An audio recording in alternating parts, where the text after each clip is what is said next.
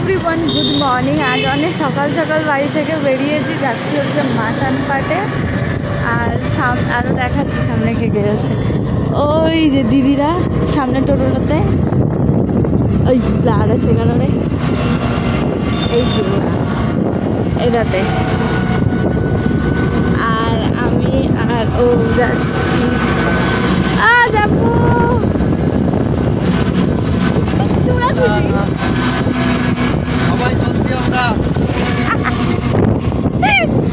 তো যাচ্ছি আমরা, মামা আমি দুজন যাচ্ছি হচ্ছে গাড়িতে, স্কুটিতে যাচ্ছি। অনেক এখন 7টা বাজেনি, সকাল সকাল যাচ্ছি, পুজো দিয়ে তাড়াতাড়ি ফিরবো। দিদিরা কালকে এসছে, ওরা আজকে আবার পুজো দিয়ে ব্যাক করবে 10টার মধ্যে গিয়ে স্কুল। সেই জন্য আমাদের তাড়াতাড়ি যাওয়া। আর এত সুন্দর ওয়েদার, কিছে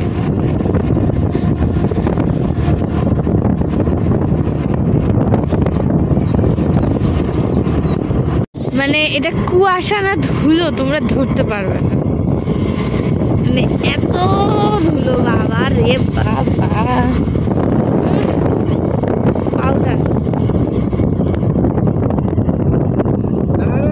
করবেন না, মনে রাখবেন সকলের মেলা আপনাদের।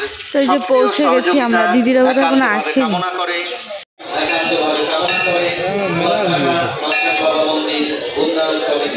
মেলা বসছে, মানে মেলা বসছে বলতে এটা প্রত্যেকবারই বসে, কিন্তু কথা হচ্ছে সকাল 7টা বাজে তো দোকান খোলেনি, শুধু এই দুধারে জিলেপির দোকানগুলো খুলেছে। আমরা এসে পৌঁছেছি তো আগে বোধহয় বেশ অনেকক্ষণ হলো, দিদিরা পৌঁছয়নি, ফোনও তুলছে না। ওরা আসলে পুজোটা দেব।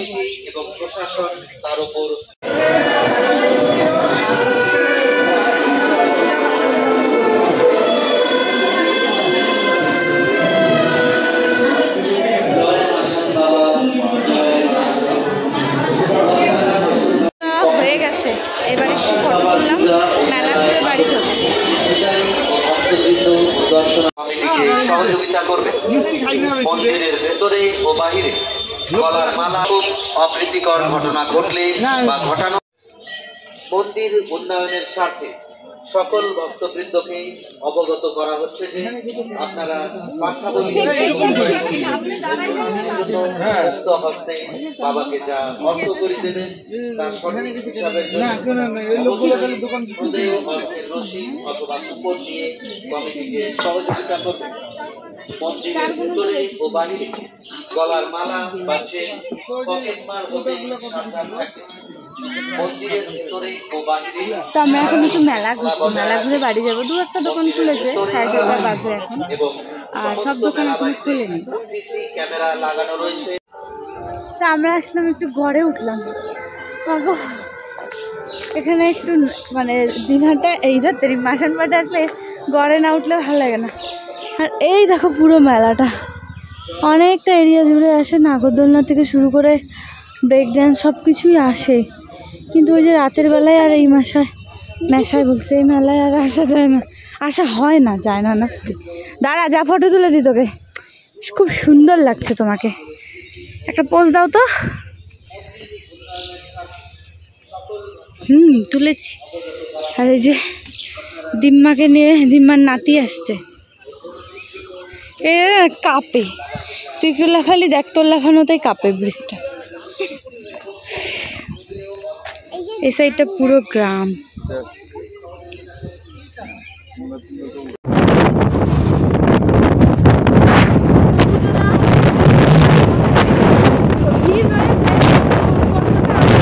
ভালোভাবে হয়ে যায়, আরো ভিড়, হ্যাঁ আরো হচ্ছে ভিড় হয়, মানে হয় বলতে হবে এখন সারাদিন। আমরা তো এত সকাল সকাল আসলাম, তাও বেশ ভালোই ভিড় তো হয়ে গেছে। এবারে চলো বাড়ি যাই, এখন 8টা কত হয়তো বাজে। আর এত ঠান্ডা, কয়েকদিন থেকে ওয়েদারটা বাবা সে হাওয়া লাগছে।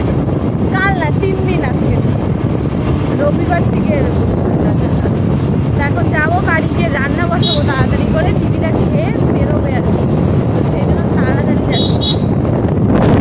মাগো হাওয়া মনে হচ্ছে কি ওই যে দার্জিলিং নাহলে যে ঋষভ গেছিলাম না, ঋষভের হাওয়াটার মতো। দিদিরা গেছে অনেকক্ষণ হলো বলতে ওখান থেকে এসে রান্না বান্না করলাম।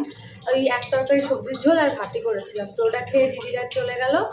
আর তারপরে আমি ফোনটাকে চার্জ দিলাম, কারণ একদম চার্জে ছিল না। তো আজকে পুরো একটা ব্যস্ত দিন আমার, কেন কি এখন রান্না করলাম তোমাদের দেখো, বেশি পদ নয়, এখানে হচ্ছে সর্ষা পটল করলাম, আর তার সাথে এই যে করলা ভাজা, আর সকালে যে তরকারি করছিলাম সেটা এক বাটি রয়েছে। তা আজকে এতটুকুই সিম্পল মেনু করছি, এক মঙ্গলবার নিরামিষ তো রয়েছে, কেন কি আজ হচ্ছে আমার এই চিমনি আর এসি সার্ভিসিং করতে লোক আসবে, বলেছি আজকে আসতে। চিমনি নেবার পরে 1 বছর হলো, মে মাসে নিয়েছিলাম, মে মাসের 6 তারিখে সম্ভবত। যাই হোক 1 বছর হলো, তো সার্ভিসিং করাতে হবে, তো সেই জন্য আজকে লোক আসবে।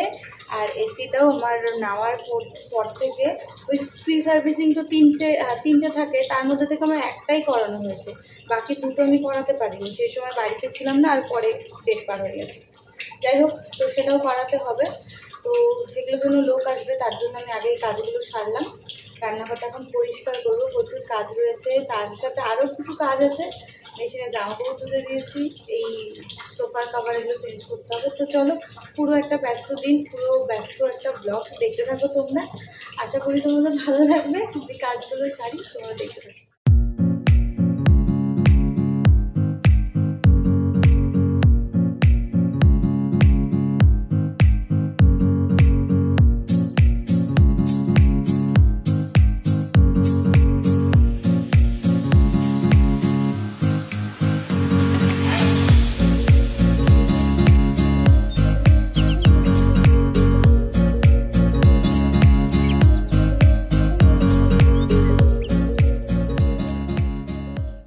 কাজও শেষ হলো, আর এসি আর চিমনি সার্ভিসিং করতে লোক এলো, তো চিমনির জন্য তারপিন তেল আর স্কচ ব্রাইট একটা স্টিরুল লাগবে, তো আমি যাচ্ছি দোকানে নিয়ে আসি। ওগুলো হলো না, যাই।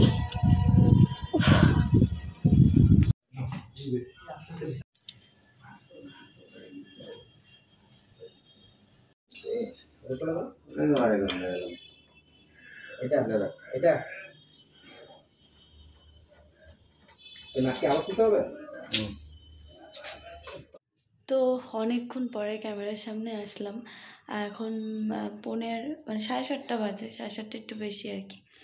তো সারাদিনে মানে যতটুকু এর আগে অবধি ভিডিও দেখলে, তারপরে আমি ভিডিও করার সময় তো দূরে থাক, খাবার খাওয়ার আজকে সময় পাইনি, এতটা ব্যস্ততা নিয়ে গেছে আজকে দিন। ভাত খেয়েছি আজকে 5টার পরে, মা আমি দুজনেই, এইরকম অবস্থা গেছে সারাদিন। মানে আজকে ব্লগে আমার ব্যস্ততার 10%ও হয়তো আমি দেখাইনি, মানে কীভাবে যে দিন গেল। এখন ঠিক হচ্ছে 1:45 বাজে, মানে 7:30 বাজে, এখন আবার বেরোচ্ছি। তা ভাবলাম একটু ভিডিওটা এবারে অন করি, ঘরে এলাম চুল বাঁধতে। তা যাচ্ছি হচ্ছে মন্দিরে, আজ অমাবস্যা, তো অমাবস্যা করে মন্দিরে ভোগ দিয়ে আসি, তো ওই ভোগটা আনতে যাচ্ছি। আর তোমাদের দাদাভাই নিয়ে আসে, কিন্তু ওর আজকে সময় নেই, তাই জন্য আমাকে পুরোটা সব দিক আমাকে দেখতে মানে করতে হচ্ছেই আজকে। মানে আজকে রেস্ট নেওয়ার মতন আমার কোনো টাইম, কোনো জায়গায় নেই, এইরকম অবস্থা। এখন যাব, মনাকে নিয়ে যাব, মনাকে বললাম একটু চলো, টুইঙ্কেলকে নিয়ে যাব সাথে, গিয়ে নিয়ে আসি, তারপরে তোমাদের সাথে বাকি কথা বলছি। সব ভুলেও গেছি কী কী বলবো, সব ভুলে গেছি। এসি আর চিমনি সার্ভিসিং আজকে তো করালাম, তোমাদেরকে দেখালাম, সব বলবো সবটা পরে। ফোনটাও হাতে ধরে রাখার এখন আমার শক্তি নেই, এই অবস্থা হয়েছে আজকে। ব্যাগটা কোথায়? চলো আমি বের হই, গিয়ে নিয়ে আসি। 7:30 বাজে, তো 7:30 বাজতে বাজতে হচ্ছে ভোগ আর কি, মানে প্রসাদ নিয়ে যেতে বলে, যাই আমি নিয়ে আসি। চলে ওই অত আগে আগে কেন? রাস্তা মতো নাচতে হয়, নাচলে আমি নিয়ে যাব না তোকে, দাঁড়া, নিয়ে যাক, ছেলে ধরা নিয়ে যাক তোকে, দাঁড়া, মনাপিসিকে ডাক দি, দাঁড়া। টুঙ্কলা কোথায় গেলি? গুটি প্রণাম করো।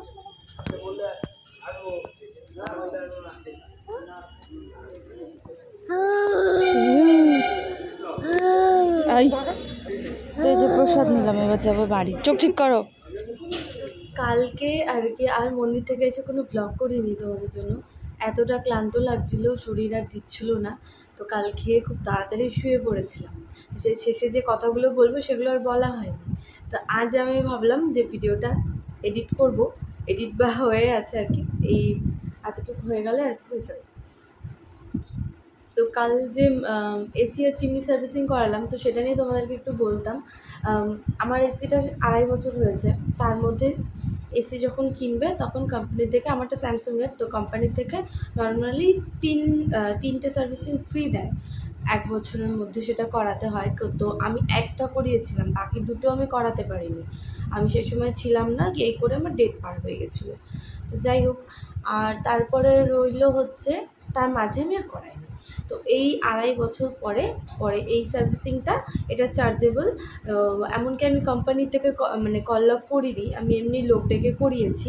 তো তোমাদেরও যাদের হচ্ছে মানে বাড়িতে যারা এসি আছে তাদেরকে মানে বলে রাখি, 1 বছরে একবার অন্তত তোমরা এসি সার্ভিসিং করাবে। নয়তো এত গরমে যে এসি আমাদের কন্টিনিউ যদি এভাবে চলতে থাকে, এসি যে কোনো মুহূর্তে ব্লাস্ট হয়ে যেতে পারে। মানে আমার এসির অবস্থা যেটা ছিল, প্রচণ্ড ধুলো আটকে গেছিলো ভেতরে, আর যার জন্য যেখানে ফিল্টার হয় ধুলোটা, সেটা আটকে গেছিলো। তো যদি আরও আমি এভাবে চালাতে থাকতাম হয়তো এসিটা নষ্ট হয়ে যেত। যাই হোক, ঠিক সময় মতো আমি করিয়ে নিয়েছি। তো তোমাদেরও যাদের এরকম আছে তো তোমরা করে নেবে। আর বলে রাখি, যেটা ফ্রি সার্ভিসিং থাকে সেটা নামেই সার্ভিসিং, কিচ্ছু সেরকম করে না। কোনো রকমের শুধু মানে খুলে নিয়ে ভেতরে ফিল্টারগুলো মোটামুটি একটু পরিষ্কার করে দিয়ে চলে যায়। অ্যাকচুয়ালি এসি সার্ভিসিং পুরোটা খুলে ভেতর থেকে সবটা করতে হয়।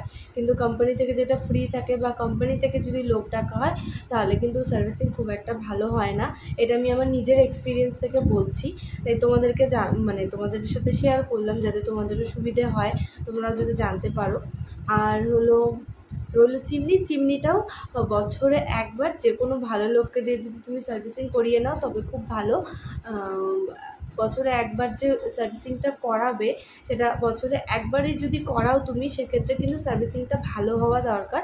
আমি যেখানে করালাম তারা পুরো চিমনির সমস্ত পার্টসগুলো খুলে ওরা ক্লিন করে, তারপরে হচ্ছে চিমনিটা নিজেরাই সেট করে দেয়। মানে ওখান থেকে পুরো খুলে চিমনির প্রত্যেকটা পার্ট, ফ্যান থেকে শুরু করে সব কিছু খুলে নিয়ে খুব ভালোভাবে ক্লিন করে।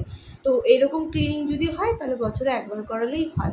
কিন্তু অনেকেই আছে চিমনি ক্লিন কিন্তু এতটা সুন্দরভাবে করে না, এমনি যে কোম্পানির লোকগুলো ডাকলে কিন্তু এতটা ঠিকভাবে করে না। আমি সবার ক্ষেত্রে বলছি না, বেশিরভাগই তাই হয়।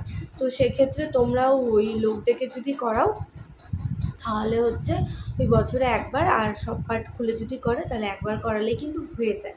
তবে দেখবে চিমনি এই সমস্ত জিনিসপত্রগুলো খুব মানে বেশি দিন পর্যন্ত খুব ভালোভাবে রয়ে যাবে, টিকে যাবে, কোনো রকম সমস্যা হবে না। তো যাই হোক, এই কথাটুকু আমার শেয়ার করার ছিল, মনে হলো তোমাদের সাথে শেয়ার করি, তোমাদের যাতে সুবিধা হয় সেই জন্য।